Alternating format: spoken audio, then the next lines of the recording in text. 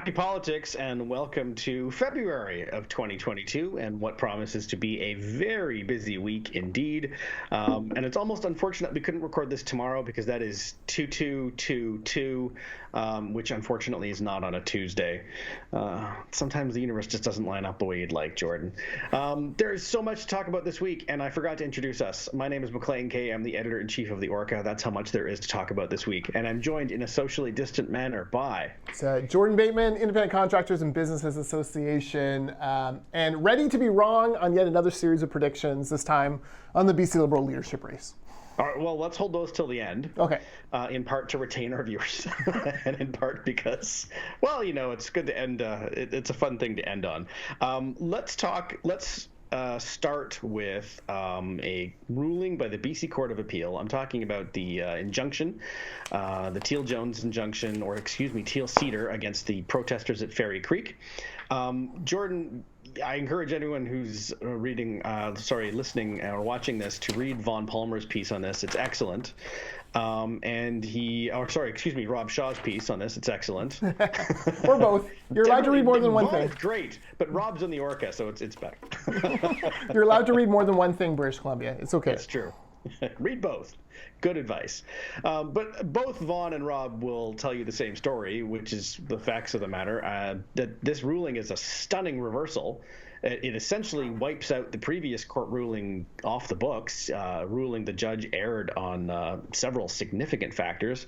And in fact, the protesters are not allowed to just say they will ignore the rule of law, and that the injunction can continue. This is a fairly serious setback for those protesters, no matter which side of this debate you happen to fall on, Jordan.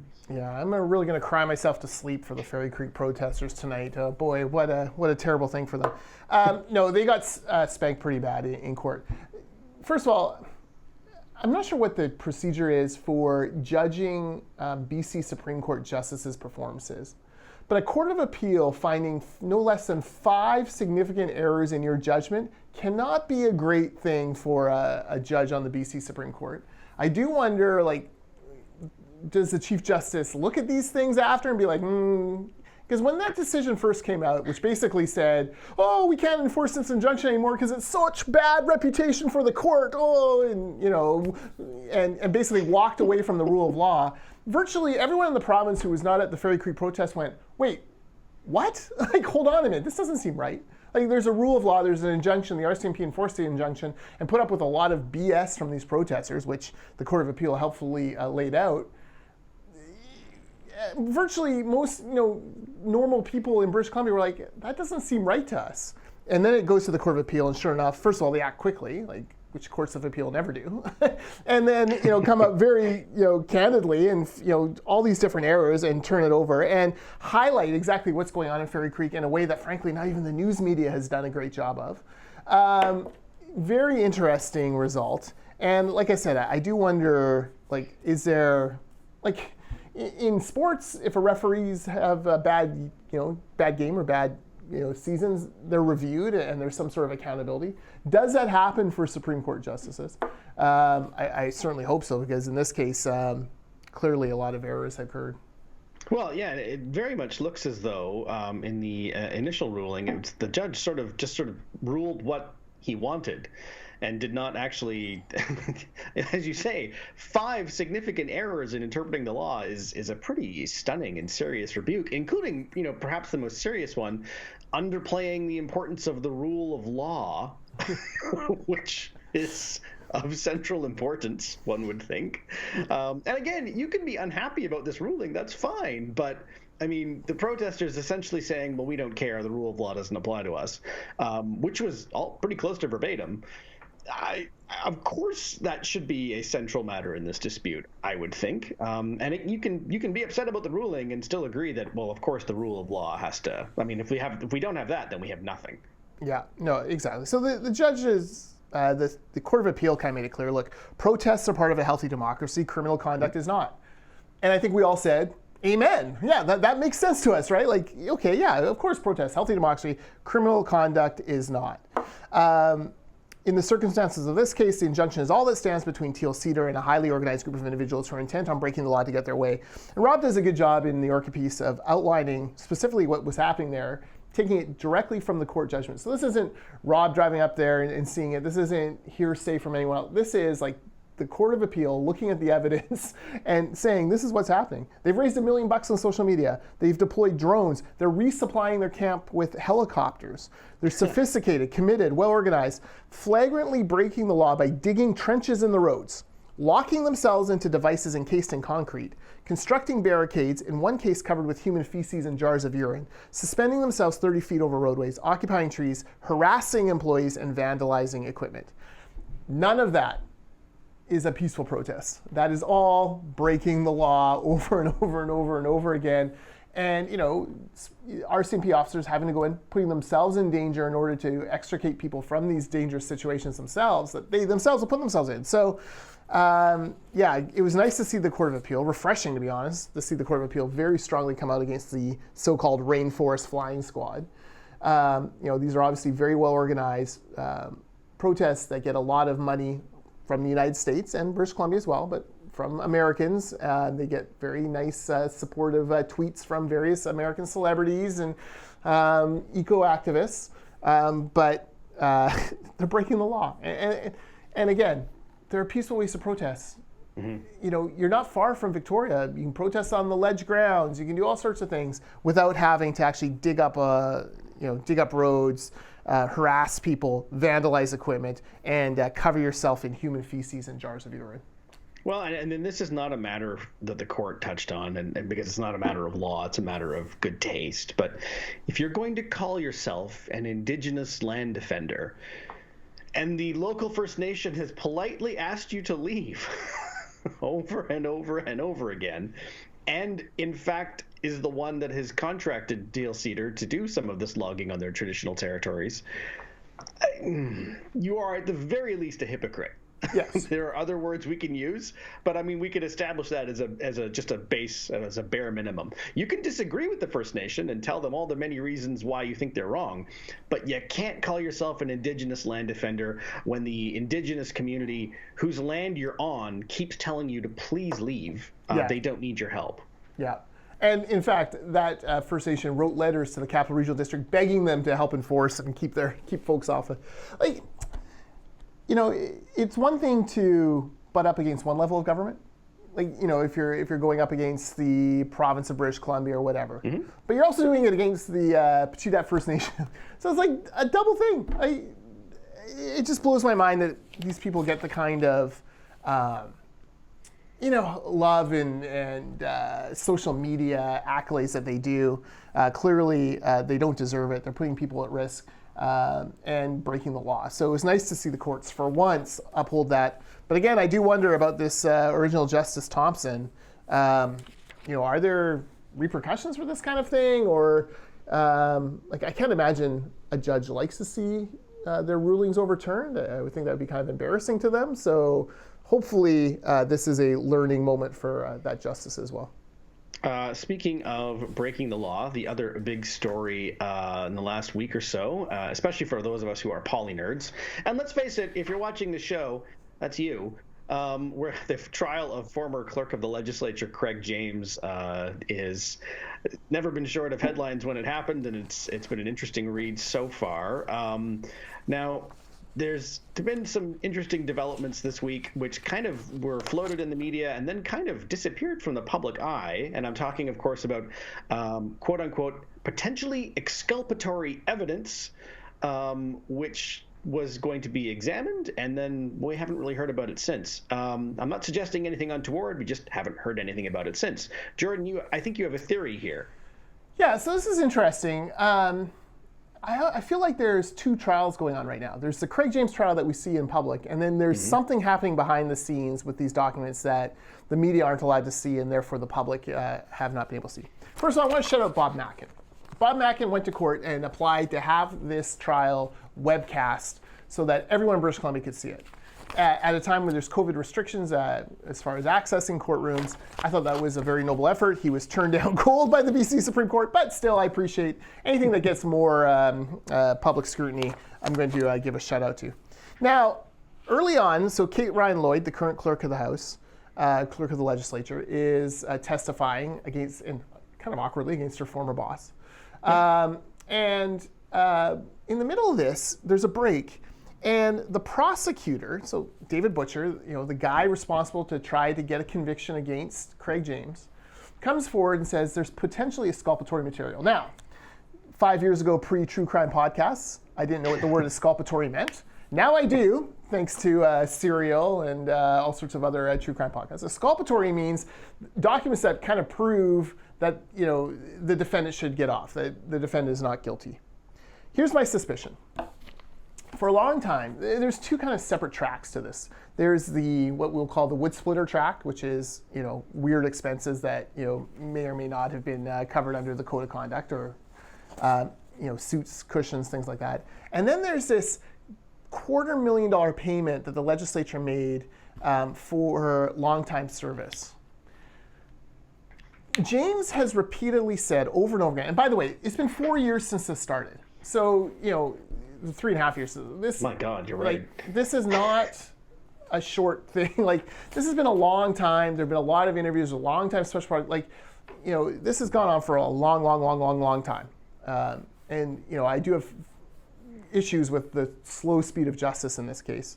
But okay, so this $250,000 payment, and all along James was saying, well, no, I was entitled to it. In fact, Kate Ryan Lloyd's entitled to one as well, and I had an agreement with whoever, and no one could seem to have any kind of, there couldn't seem to be any paperwork produced of this agreement, at least up until the trial. But at the same time, I think back to the guy who would have signed off on that, who was the Speaker of the House at the time, Bill Barazoff. And Barazoff famously had in his office a little sign that said, "Think like a taxpayer." And took, Barazoff, one of the nicest guys you're ever going to meet, by the way, in real life. So my personal affection for Barazoff could totally be clouding this, and folks, you can kind of discern whether or not it is. Barazoff isn't the type of guy to just stroke a $250,000 check to someone, a taxpayer. That just doesn't happen. There must have been some sort of paperwork I've always kind of wondered about. Are the exculpatory documents the paperwork? Does it show that maybe there was an agreement? I'm totally hypothesizing there. I have no idea, but that would be a major thing, because right now what we're seeing in the public trial that's going on is lots of focus on the wood chipper and things like that. Mm-hmm. In fact, they had James's neighbor show up and talk about it. I saw the wood chipper in his house, and he had bark mulch, but we all had bark mulch. We were bark mulching our thing, but he had bark this is I saw that, and as a quick aside, one of the lawyers was asking for more details, and the neighbor was just like, "There's not much to say. I saw it there. It wasn't a central event in my life." Yes. I've never heard bark mulch used so much in a court trial as that. But there you go. Anyways, I just wonder if it's something to do with that long-time service. The fact that Butcher calls it potentially exculpatory. Very interesting. But again, it's been 5 days since CBC reported this, 6 days since it happened. What's the status of this? Are they still interviewing people, reviewing the documents? Something very interesting could happen here in this trial at any moment. Are they negotiating behind the scenes on a plea, a much lighter plea based on wood chippers rather than, who knows? But again, we have no idea. I'm just shooting the breeze here. We don't know. We're not privy to what goes on behind the scenes in court, but potentially exculpatory. To come out 3.5 years after you started an investigation, that's a lot. That's a long time to have not come across this particular piece of evidence, whatever it is. Well, if hypothetical evidence, to be sure, but yes, we don't know, and it'll be something. Yeah, maybe nothing. Consider. Yeah. It may be nothing, but you would think they would say it was nothing at some point here, right? You'd think. I don't know. I can only guess, and we'll. The good news is we'll hopefully hear. Here's the other thing it could be.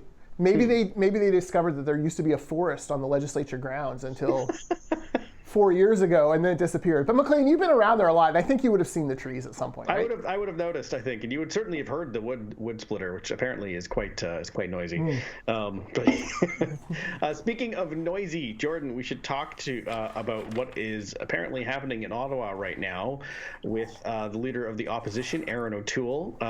Jen Gerson, a favorite of mine on Twitter, has referred to it as the night of the dull knives. O'Toole apparently will face a leadership review of his caucus. One MP says as many as a third of them want him to go. We're watching them kind of implode in real time. Jordan, what are your thoughts on these very early days? Well, it's not early days. Early days would have been right after the election. Well, yes. I mean, early days since we've heard there will be a review. Yeah. I'm a little shocked O'Toole's hung on until now because, it doesn't seem like anyone's thrilled with him. So, you need some sort of camp that supports you. Look, a couple things happened. So the Conservatives govern themselves based on the Michael Chung Reform Act back in the day. And so that gives the caucus the ability to demand reviews of their leader. And one way you do that is you have 20% of your caucus sign a letter. Clearly that letter has been signed and it's triggered something. O'Toole comes out and basically says, this is all about the conversion therapy vote, which, by the way, I think was supported unanimously by the Conservatives. So I'm not sure what that, he kind of cloaks himself in the one thing that, all of us or the vast majority of Canadians would be like, well, is that what it's about? Well, then those guys are wrong, right? He kind of closed himself in that, and not about his election failure, his inability to unite the caucus after, his inability to have any kind of articulate message on things like carbon tax, taxes in general, inflation, guns. He's all over the map on these things. Nothing on the fact that he shifted to the center, apparently, but also shifted economic policy to the center, which is not what the Conservatives, fiscal Conservatives in the caucus wanted. So he kind of couches, it's all about this one thing, but clearly it's about a little bit more than that. It's about losing. So it's interesting to see. Again, I've yet to meet an MP who loves the guy, and you got to have those loyal soldiers. I compare it to the day Campbell resigned over the HST. I remember he'd gone on TV the night before in a last-ditch effort, the Hail Mary to try to save his premiership, where essentially he said, I think he promised us a 20% tax cut or something. Yeah.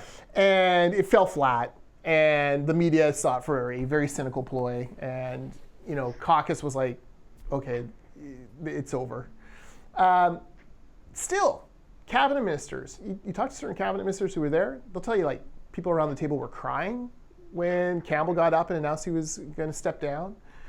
No one's going to be crying if Erin O'Toole doesn't win this. That's a big difference in that sense of loyalty.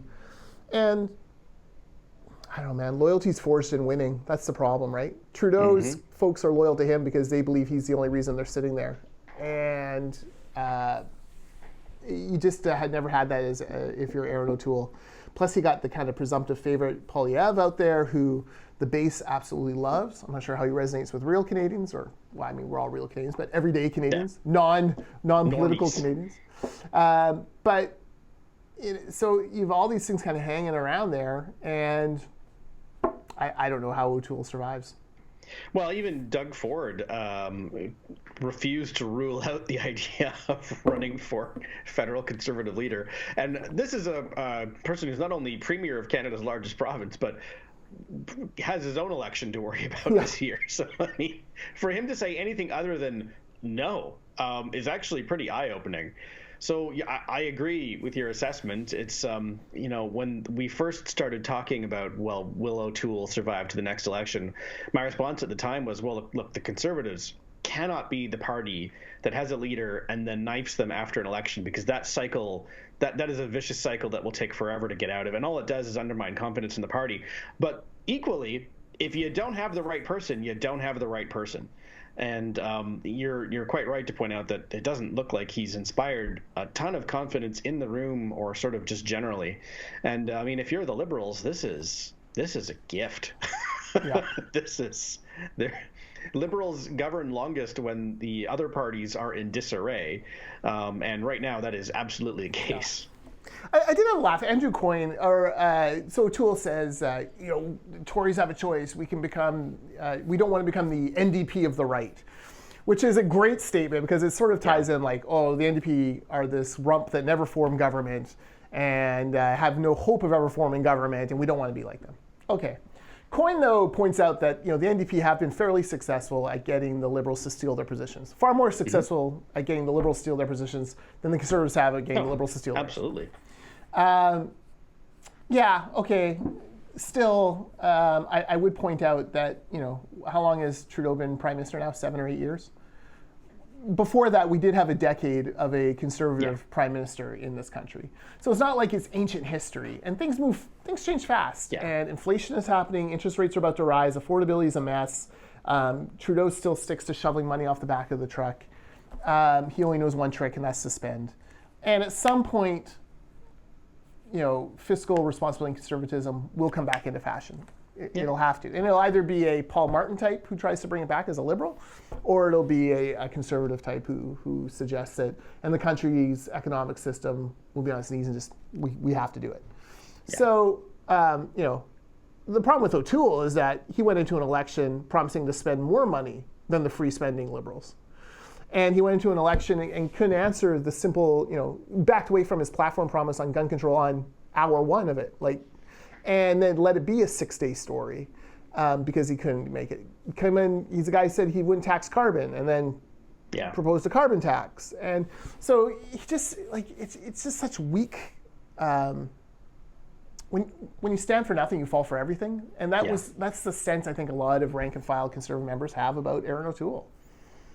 Yeah, I think the Conservatives kind of have the whiff of, back when I was covering Alberta politics, the Alberta Liberals at the time, which would tout one leader who was, to the left of the NDP and said so. And then the next one, they actually tried to run to the right of the Conservatives. And it became clear that really they were just sort of a catch-all for people who don't like the Conservatives at the time. And that's their whole reason for existing. We don't like those guys.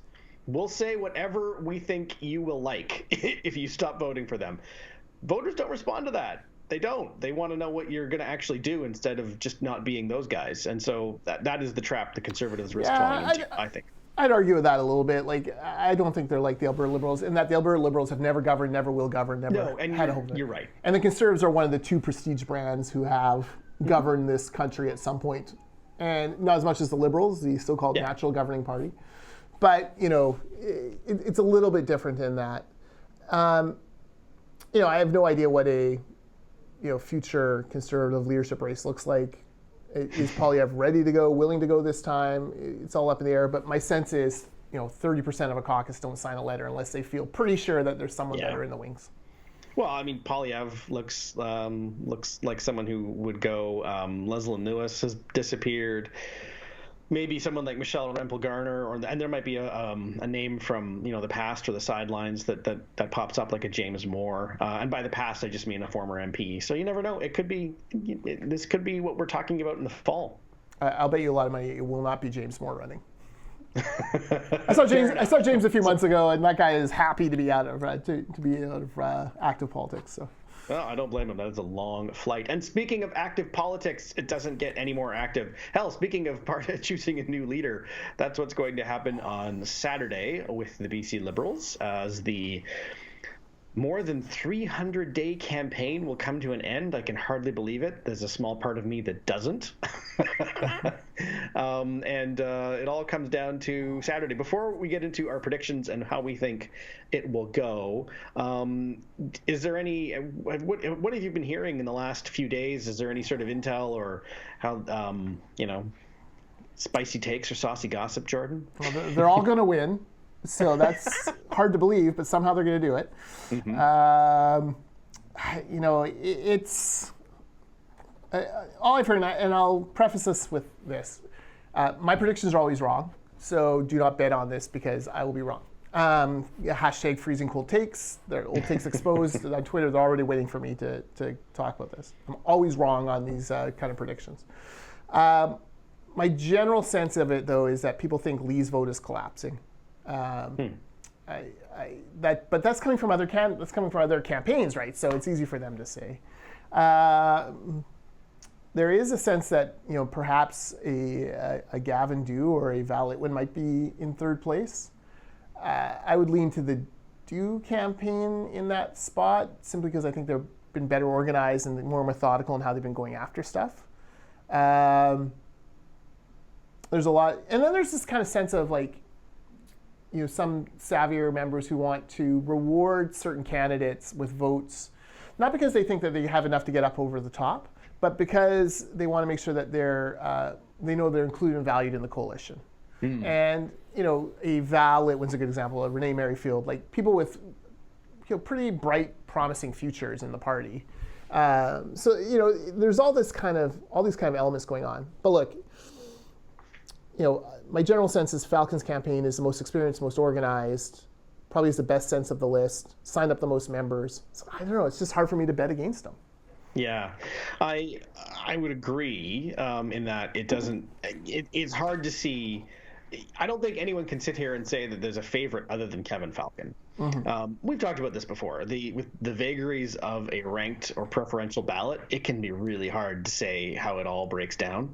But I mean, based on what we know today and what we've been hearing, and I've been hearing some of the same things as well, is that the Falcons campaign is pretty confident, is the word I would use. They feel like they've done the work and that Saturday will go well for them. And I've been the one saying for 300 days now that, well, everyone says he's the favorite, but I have yet to see actual evidence for it. Well, I'm starting to see the evidence for it. And it'd be hard to see anyone else taking it from him, barring. We talked about the Ed Stelmach scenario last week where, someone comes up in the third place and the two favorites are last on everyone else's ballots. These things can happen, and in fact did the last time the party did this. So you never know. But, I mean, I can't sit here in good conscience and say I think anyone other than Kevin Falcon is going to win because I think he is. Yeah. The only one I would say has another chance is Alice Ross. Yeah. The problem for the third place person in this particular race is that I don't think the four candidates beneath them are going to have enough votes to put them where they need to be. So my sense is Falcon's going to be high 30s, low 40s on the first ballot. And Ross will be high 20s, very high 20s, maybe as high as 30. And that just doesn't leave enough other votes for the bottom five candidates to kind of coalesce and come behind, let's say Gavin's in third. They all flow to Gavin Dew, and then all of a sudden he's able to pass Ross, pick up Ross votes, and then go on to victory. So that said, I think it's going to be tough for Falcon to win this on the first ballot. If he doesn't win on the first ballot, then I do think we're going to go to 5 ballots, simply because enough people have to drop off to make the percentages change. And look, Stan Seapost isn't going to be a factor. So we're going, he'll drop off after the first ballot. So we know we're going to 2 ballots, right? And Seapost's votes will not put anyone over the top. So you're going to a third ballot. And then you guys start asking, okay, so is that Val or is that Renee who come off then? Okay, and then what percentage do they have, and how does that trickle up? It's not until after the fourth ballot that you finally see either a Gavin or a Michael Lee fall off. And then I think you have enough votes that maybe either Falcon or Ross go over the top. So my fearless prediction is 5 ballots, but it's not particular. That makes it sound like a close race, but it's not a particularly close race. Yeah. The two front runners I think have broken away from the pack, and it'll be very hard for the pack to catch them. Yeah, it's funny in that in the last, I think you're right in that their sense was when this was just 3 years ago, when this there was a much tighter run thing. And in fact, the numbers showed that it was. This doesn't feel like that. And so basically, one of two things can happen. The favorite can win, which is Kevin Falcon in this case, or anyone but the favorite candidate, the vote coalesces. And that's happened elsewhere before, too. Those are really the only two scenarios that look likely right now.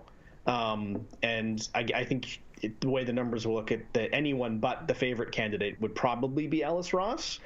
But so, yeah, I agree. This will probably either be a relatively quick night or a relatively long night with either 1 ballot or 5. I agree with the way you think it might break down. The only caveat being preferential ballots, you never know. Yeah, you never know. And look, like generally preferential ballots, I'm with you. I'll say, well, whoever's in third is going to win. But I just don't sense that that group has enough and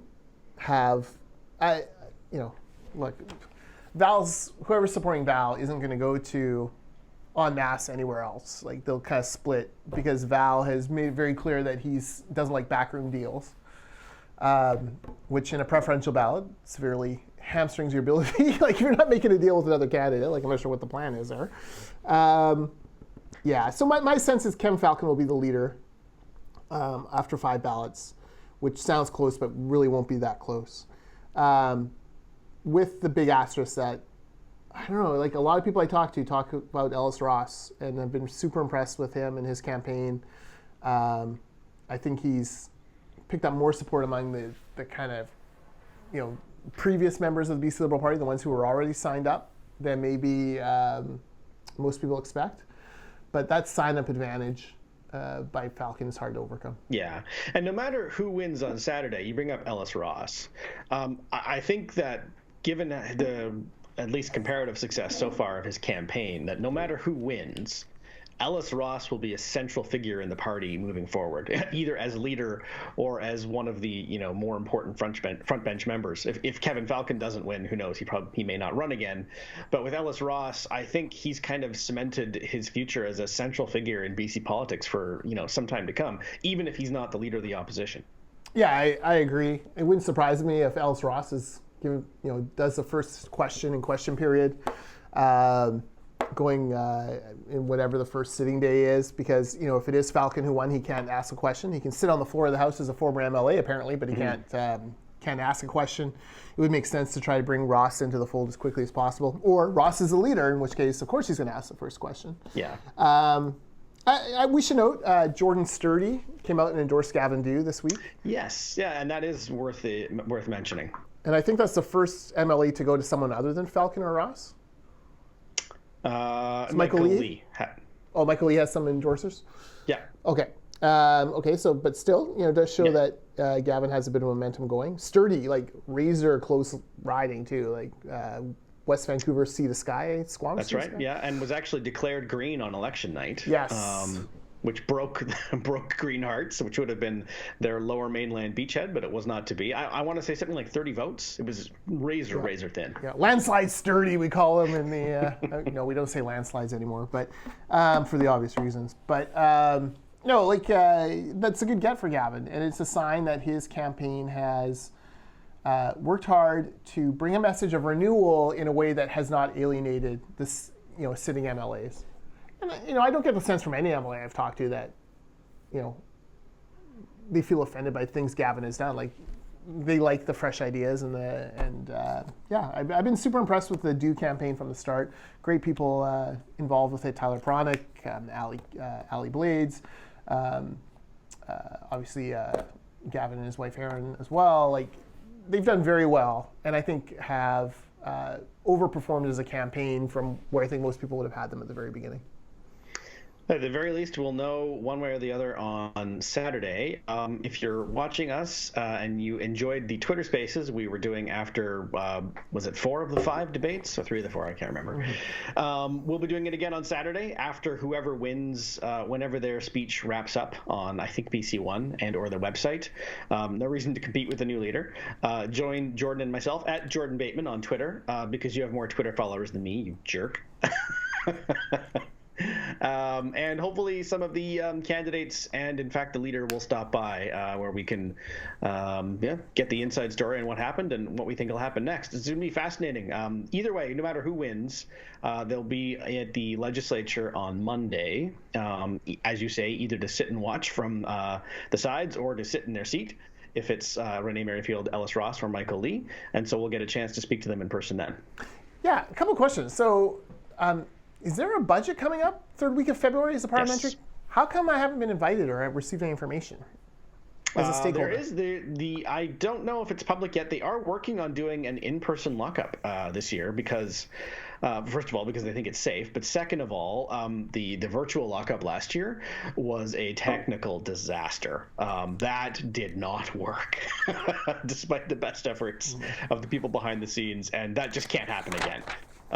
It was I can tell you from firsthand experience that was an absolute failure. It was not possible to talk to anyone. The system just kept crapping out. It would kick you out with no rhyme or reason. Wow. So yes, there is going to be a budget, and it will technically apparently be an in-person one. What the details look like for stakeholders like yourself, I don't know.